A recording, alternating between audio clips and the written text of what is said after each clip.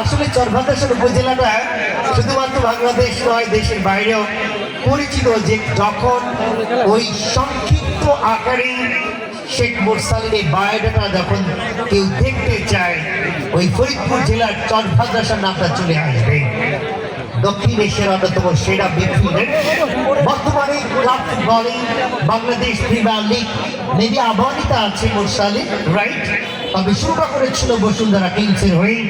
সেই মুরসালিন আমাদের সাথে, আমাদের গর্ব। বাংলাদেশ ফুটবলের তরুণ তুর্কি আগামীর ভবিষ্যৎ। আরো গোল দেখবো মুরসালিনের পা থেকে।